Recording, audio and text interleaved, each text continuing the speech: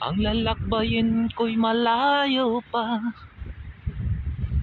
Ako'y babalik sa isang araw. Kakatok na lang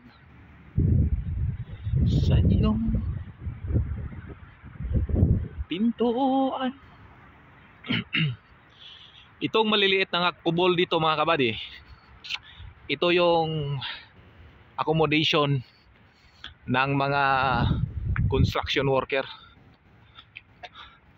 habang itinatayo ang mga infrastructure dito.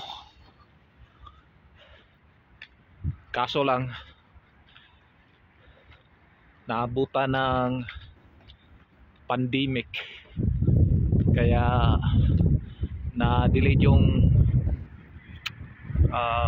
trabaho. Supposedly this year sana ito matapos, kaso lang may mga circumstances. So sa ngayon unti-unti nang inumpisahan.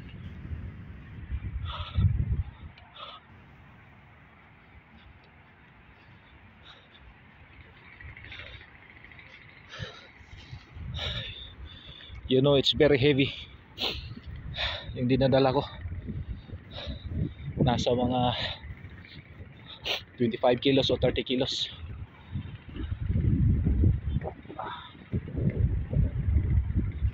Lagay ko muna.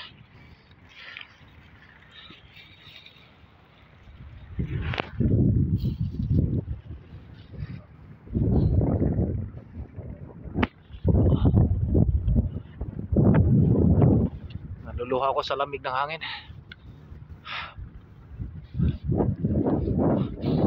So samahan nyo kami mga kabady sa ating paglalakbay.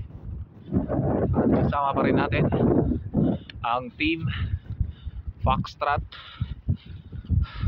-15 Eco.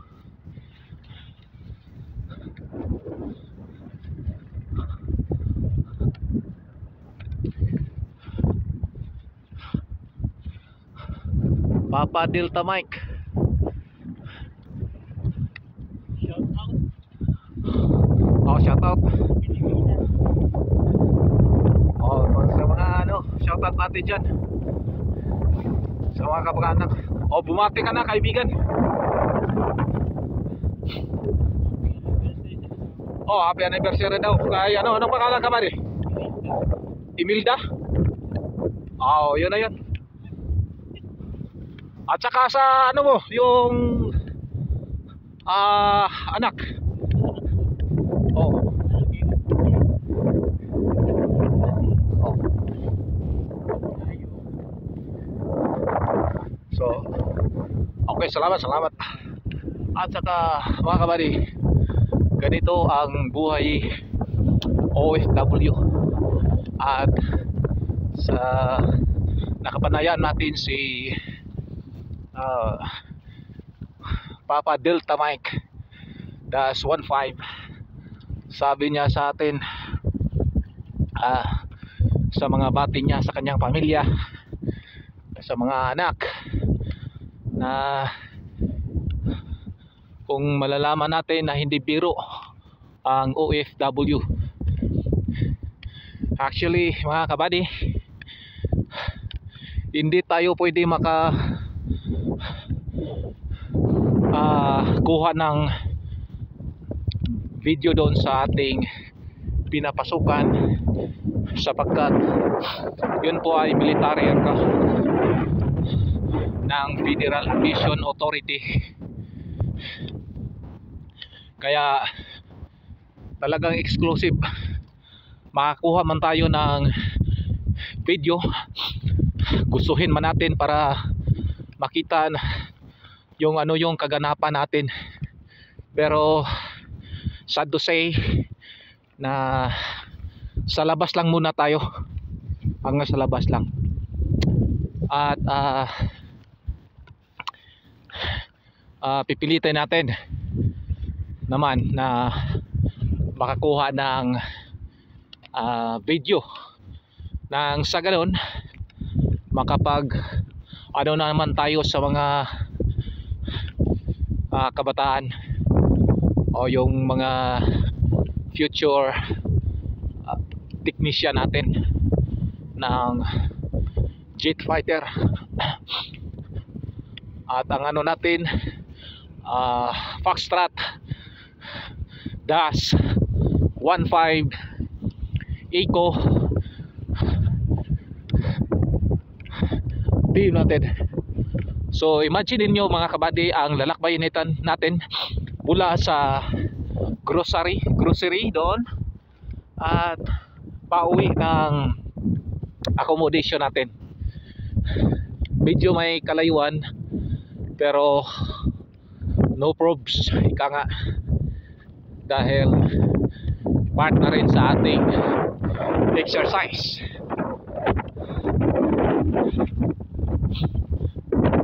At saka malabig naman yung simoy ng hangin.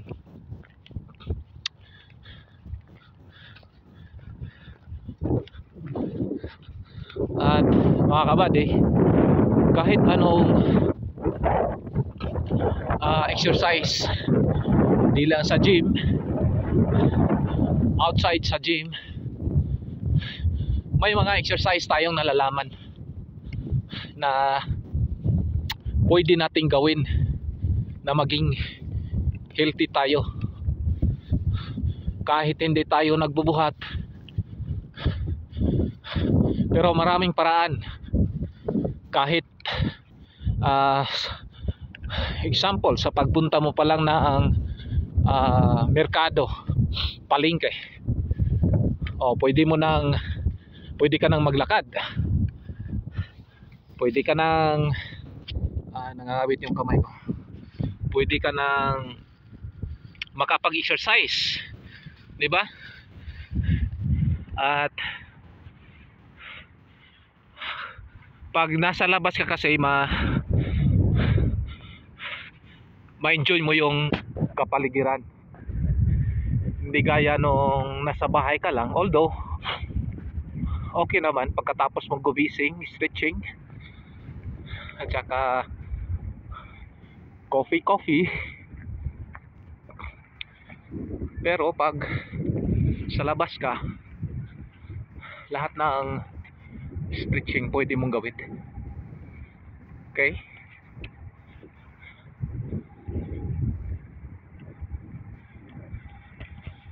So ang temperature natin mga kabady nasa 6 degree yung lamig. So not bad kahit mainit. Ay pinapawisan tayo ng kunti. Bukod sa mabigat na kinikerry natin, ito may ano pa tayo, walking. So okay, so enjoy lang. Ito yung kapaligiran nito mga kabady. As I've said a while ago that under construction pa itong mga bakanting area na to. So yan, pwede naman tayong mag shortcut dito. Kaso lang hindi natin alam yung ano dyan, baka may mga sharp object. So dito tayo sa siminto. So doon tayo galing mga kabady, papuntang accommodation. Doon straight lang.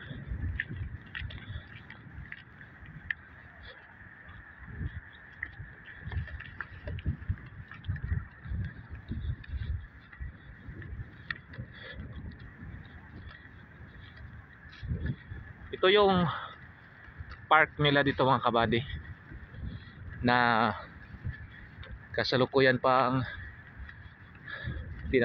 tinataniman ng mga halaman. Ayan. At habang hinihintay yung paglaki ng mga halaman, hindi biro din ng hindi biro yung sakripisyo ng mga maintenance natin dito sa park, sapagkat tuyong-tuyo yung lupa. At ang ginagawa nila dito, nilalagyan nila ng pipe na may tubig para makadaan yung tubig. Ayan, yun siya. So ito yung lapitan natin. Pag medyo tuyo yung lupa, yan, may hose para mabigyan siya, makainom ng tubig yung halaman. Yan yung mga damo, mga kabadil, tuyong-tuyo.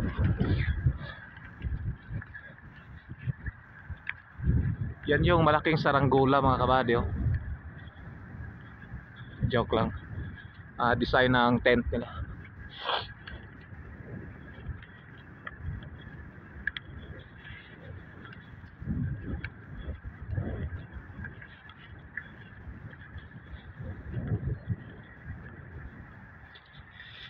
Ouch! Ito ang kamay ko.